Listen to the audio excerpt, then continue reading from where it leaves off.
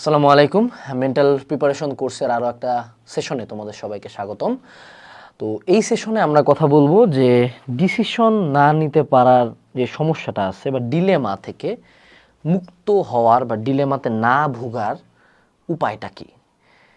এটাকে আসলে আমরা majority of the time problem ধরি না, বাট তুমি যখন মেন্টাল হেলথের অ্যাসপেক্টে চিন্তা করো, যখন তুমি ডিসাইড করতে পারো না ইঞ্জিনিয়ারিং প্রিপারেশন নিবো নাকি ভার্সিটি প্রিপারেশন নেবো, এক দাগাবো না দুই দাগাবো, এই কোশ্চেন আনসার করবো না ওই কোশ্চেন আনসার করবো, ওর সাথে থাকবো না আমার সাথে থাকবো, ক্যারিয়ার চুজ করবো না ফ্যামিলি চুজ করবো, এটা খাবো নাকি খাবো না, অর্থাৎ আমাদের লাইফটা কিন্তু আলটিমেটলি আমাদের ডিসিশনেরই জাস্ট যোগফল, জাস্ট একটা সামারি, যে আমি যা যা ডিসিশন নিচ্ছি এটার একটা সামারি, দ্যাটস ইট। এবারে কিন্তু কিচ্ছু না। তো decision is very very important. তোমার ডিসিশন লাইফ বানাইতেও পারে, লাইফ ডিস্ট্রয় করতে পারে। এবং এই জায়গাটাতে যখন প্রতিদিন কনস্ট্যান্ট ডিলেমায় আমি ভুগবো, খুব স্বাভাবিকভাবেই এটা আমাকে রাইট ডিসিশন নিতে দিবে না, এটা আমাকে রং ডিসিশন নিতে বাধ্য করবে। তো এই জায়গা থেকে বের হওয়া যায় কিভাবে? এই জায়গা থেকে বের হওয়ার কয়েকটা অপশন আছে। যখনই আমার মনের মধ্যে কোনো ডিসিশন নেওয়ার অপশন আসবে, ফার্স্ট অফ অল এনশিওর করতে হবে যে আমি ইমোশনালি স্টেবল আছে কিনা। এটা খুব বড় একটা কথা, খুব বড় একটা কথা, খুবই জরুরি একটা কথা। তুমি যখন চেতে থাকবা, তুমি ডিসিশন যদি নেও, তুমি 100 এমন কোনো একটা ডিসিশন নিবা যেটা আইদার তোমার খুব বড় একটা ক্ষতি করবে অথবা অপর সাইডের একটা মানুষের ক্ষতি করবে। যেমন বক্সিং যারা খেলে তারা কেউ চেতা না, দেখায় চেতা, ওরা প্রত্যেকে বক্সিং হলে খুব ঠান্ডা থাকে। তুমি যদি রাগ হয়ে কাউকে মারতে চাও, তুমি এটা মাথায় রাখো সবসময় যে তুমি তাকে কিভাবে মারতে পারো, বা তুমি এটা ভুলে যাও যে সেও কিন্তু তোমাকে মারতে পারে। ঠিক আছে, এটা কিন্তু একটা বড় পয়েন্ট। ওকে, আচ্ছা, এর পরবর্তীতে আসো, সেটা হলো যে আমাদের যদি আমরা দুঃখী থাকি তখন কিন্তু আমি এমন কোনো ডিসিশনই নিব যে ডিসিশনটাতে আমার ইমোশন খুব বেশি কাজ করছে। যদি আমি খুব প্যানিকে থাকি তখন আমি কন্টিনিউয়াসলি ভুল ডিসিশন নিয়ে যাব। তো ফার্স্ট অফ অল যে কোনো ডিসিশন নেওয়ার সময় right at that point decision না নেওয়া। যদি সময় থাকে 1 দিন 2 দিন টাইম নেওয়া, সময় কম থাকলে 1 ঘন্টা টাইম নেওয়া, সময় আরও কম থাকলে 5 মিনিট বসে চিন্তা করা, সাইড হওয়া, মাথায় একটু পানি দেওয়া, মুখে একটু পানি দেওয়া, দেন আছে ডিসিশনটা নেওয়া। ইনস্ট্যান্ট যে ডিসিশন তুমি দিবা ওখানেই ঝামেলা আছে। ইনস্ট্যান্ট ডিসিশন থেকে প্রথমত লাইফে ধীরে ধীরে কমে আনতে হবে।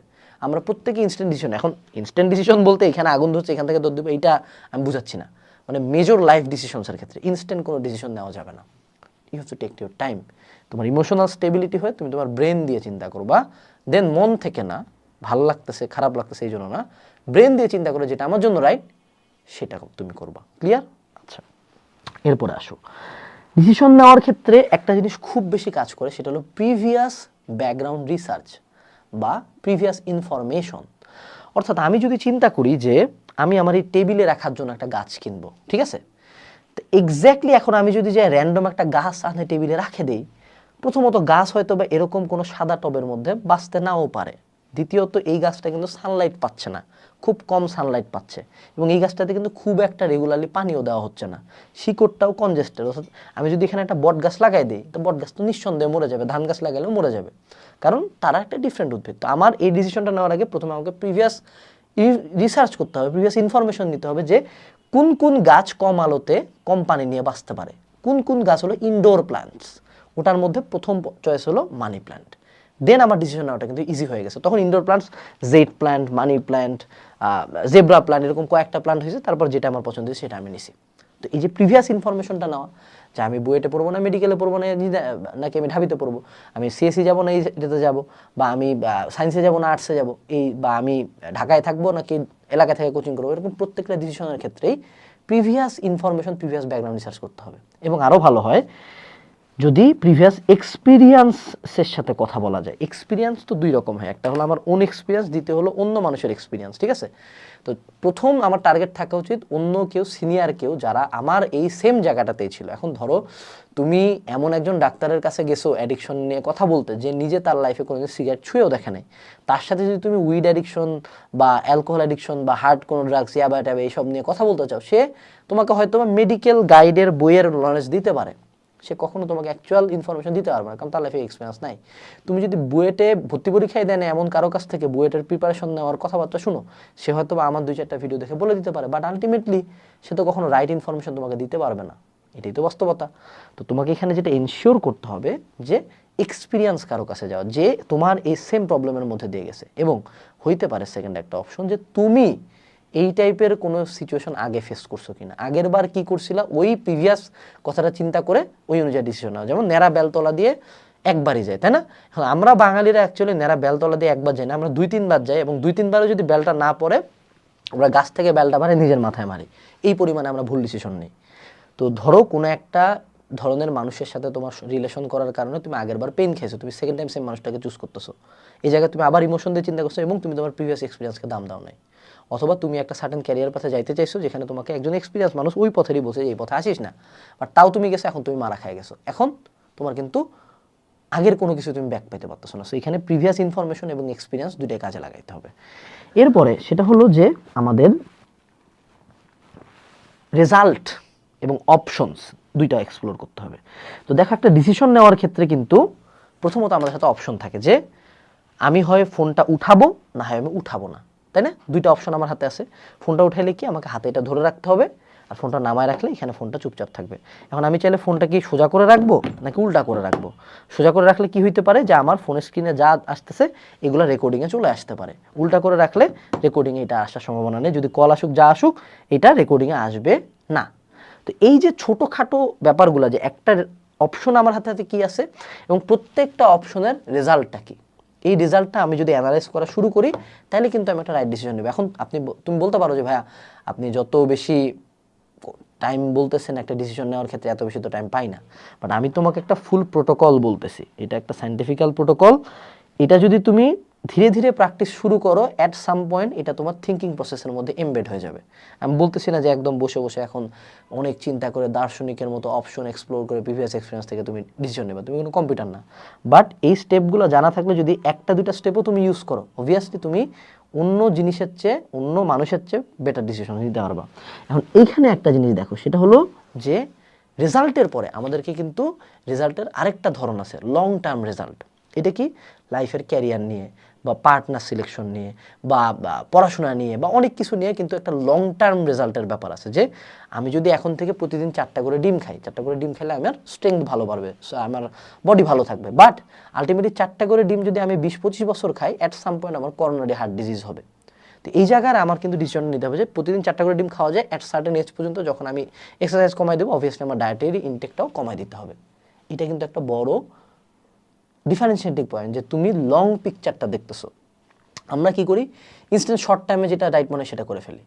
যেমন তুমি ধরো চিন্তা করলা যে ইনস্ট্যান্ট শর্ট টাইমে আমার বইটা পড়াটাই ভালো, বইটা পড়লে আমার জন্য ভালো, এখানে ভালো 1 নম্বর ভার্সিটি পড়লাম, কিন্তু তুমি যে সাবজেক্টটা পড়লে এই সাবজেক্টের ক্যারিয়ার অ্যাসপেক্ট খুব একটা ব্রাইট না, এবং তুমি ভার্সিটিতেও খুব একটা ভালো পড়াশোনা করো না, যার কারণে বাইরে তুমি স্কলারশিপ পাচ্ছ না, টোটাল লাইফ ডেট। অথবা তুমি এমন একটা বিজনেস স্টার্ট করলা যেটার কোনো ফিউচার অ্যাসপেক্টই নাই, বিনা কারণে তুমি বিজনেসে এত টাইম দিছো, তোমার একাডেমিক লাইফ শেষ এবং বিজনেসও দাঁড়ায় নেই, টোটাল মারা। তো এই জায়গায় লং টার্ম পিকচারটার দিকেও আমাদেরকে কিন্তু তাকাইতে হবে। লং টার্ম পিকচার না দেখতে পারাটা কিন্তু একটা অনেক বড় বোকামি। দেন এখানে আমাদেরকে দেখতে হবে সেটা হলো যে রিস্ক ম্যানেজমেন্ট। রিস্ক ম্যানেজমেন্ট, যে কোনো ডিসিশনের সাথে একটা অ্যাসোসিয়েটেড রিস্ক থাকে। যে আমি যদি আজকে এই ফোনটা এইভাবে রাখি তাহলে হয়তো আমার একটা পার্সোনাল মেসেজ আসবে এই মুমেন্টে, এটা আমার পোলাপান দেখে নেবে, এটা কিন্তু একটা রিস্ক। আমি যদি আজকে এই ক্যারিয়ার সায়েন্সে যদি চলে আসি তাহলে সায়েন্সের স্টুডেন্ট বেশি, এখানে কম্পিটিশন বেশি হয়, এটা একটা রিস্ক।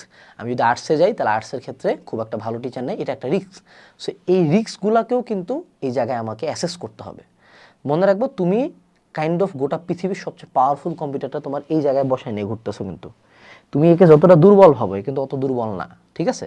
তুমি যখন বাইক চালাও, ও কিন্তু ওই যে সিনেমাতে দেখায় না যে টার্মিনেটর চোখ দিয়ে ক্যালকুলেট করতেছে এত মিটার এত হ্যান ত্যান প্যান, তোমার চোখ এতটা সফিস্টিকেটেড, ও ক্যালকুলেশনটা ঠিকই করে কিন্তু ও দেখায় না, ওকে ডিসপ্লেও করতে লাগে না, ও অটোমেটিক্যালি ওই অনুযায়ী মাসেল কন্ট্রোল করে নিয়ে যায় বাইক চালায়। তো ওই জায়গায় তুমি যদি ভাবো যে এত স্টেপের দরকার নেই, না, স্টেপের দরকার আছে, লাইফের পার্ট বানাও, তুমি দেখবে সুন্দর মতো এই স্টেপগুলোতে তুমি পার হয়ে গেছো। এরপর আসো যে make sure the decision is yours. এইটা একটা খুবই গুরুত্বপূর্ণ ব্যাপার, যে তুমি যত কিছু অ্যাসেস করো, মানুষের এক্সপিরিয়েন্স নাও, যা নাও, কারো কথায় প্রলুব্ধ হয়ে কেউ জাস্ট বলছে দেখে তুমি কোনো লাইফে ডিসিশন নিবা না। জাস্ট বিকজ আমি বলছি যে বিএমইর অ্যাসপেক্ট ভালো এই জন্য তুমি বিএমইতে আসলে, তাইলে যখন তোমার বিএমই ভালো লাগবে না বা অ্যাসপেক্ট তুমি দেখবা তোমার জন্য অতটা ব্রাইট না, তখন তুমি নিজেকে ক্ষমা করতে পারবা না যে আল্লাহ আমি মানুষের একটা কথা শুনে ভুল করলাম, এবং তুমি তখন আমাকেও ঘৃণা করবা, নিজেকেও ঘৃণা করবা। এবং আমাদের এখন কিন্তু অহরহ এরকম ঘটনা আমরা দেখতে পাই যে মানুষ ডাক্তার হয়েছে, ইন্টার্ন করতেছে, ফ্যামিলি ফর্ম করছে, তারপর সে সুইসাইড করছে। কেন? কারণ তার কাছে সে এই লাইফটা ভাবছিল অন্যরকম হবে, বাট লাইফটা ওরকম হয় নাই। বাট এই ডাক্তারির চয়েসটা যদি সে তার বাবা মায়ের স্বপ্নের জন্য ডাক্তার হচ্ছে, আমি একজন ডাক্তার হইতে চাই, আমার এই প্ল্যান, আমার সব কিছু মিলায় মনে হয়েছে I should be a doctor, তখন কিন্তু যদি তুমি হারেও যাও, you have one thing to know যে এটা আমার ডিসিশন ছিল, দায়ভারটা আমার। যখন দায়ভার তোমার, তখন কষ্টটা কম হয়। অন্যের উপর দায়ভার হইলে মাথা আউলায় যায়। তো যে কোনো ডিসিশন নেওয়ার সময় মেক শিওর যে আমি আনবায়াসড ওপিনিয়ন নিচ্ছি, বাকিদের সাজেশন শুনবো, বাকিরা কি বলে শুনবো, ওগুলো এক্সপ্লোর করবো, সব ঠিক আছে, বাট আলটিমেট ফাইনাল ডিসিশনটা যাতে আমার হয়। যদি আলটিমেট ফাইনাল ডিসিশনটা আমার হয়, তাইলেই কিন্তু আমি ফিউচারে কোনো ব্লান্ডার ঘটাইলেও অ্যাটলিস্ট সুইসাইডাল হব না। ঠিক আছে, নিজের দায়ভারটা নেওয়াটা শিখতে হবে, প্লাস নিজের দায়ভারটা দেওয়ার মতো করে ডিসিশনটা নিতে হবে।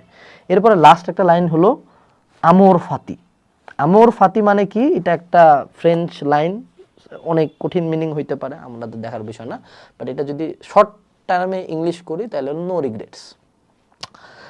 দিন শেষে আমাদের কেউই, এই ভিডিওতে যারা দেখতেছো, ম্যাক্সিমাম তুমি লাইফে কত বছর বাঁচবা? 80, 80, 1-2 জন হয়তো বা 100 বছর বাঁচবা, যেটা খুব রেয়ার আমাদের দেশে।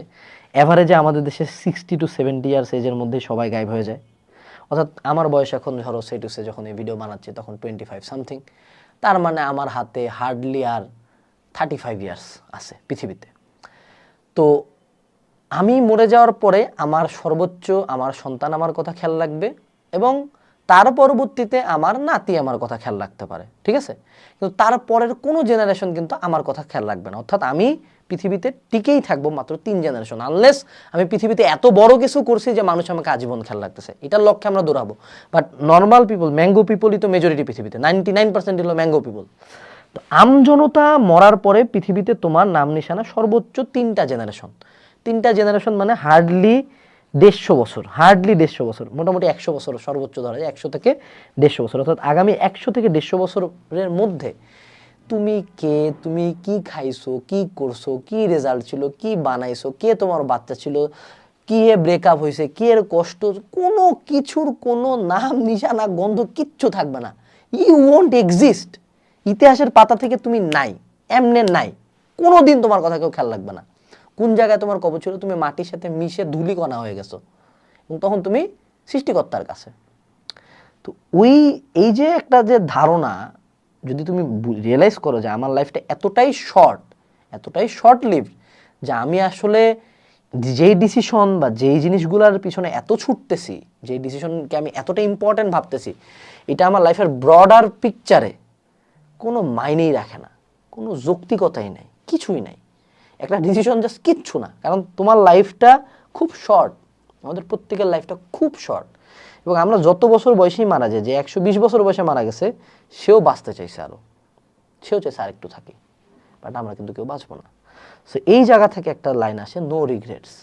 ব্যাপারটা হলে আমি লাইফে যেই ডিসিশনই নেই, যাই হোক, ভালো হোক, খারাপ হোক, আমার মনে যাতে এই চিন্তা না আসে যে আমি ডিসিশনটা খারাপ নিয়েছি। মনে রাখবা, কোনো ডিসিশনই খারাপ না। বিশ্বাস করো, অ্যাজ এ হিউম্যান বিং আমাদের ব্রেনটা এতটাই সফিস্টিকেটেড যে ওই মোমেন্টে তোমাকে যতগুলো ইনফরমেশন আমি দিছি, এই টোটাল প্রোটোকলটা অটোমেটিক্যালি তোমার ব্রেনে 90% টাইম গাথাই থাকে। তারপরেও কনসিয়াসলি যদি এটা গাথাও, ডিসিশনটা তোমার আরেকটু বেটার নিতে পারবা। নট লাইক তুমি অলওয়েজ বেস্ট ডিসিশন নিবা, বাট ওই মোমেন্টে যেটা আমার রাইট মনে হয়েছে আমি এটা করছি।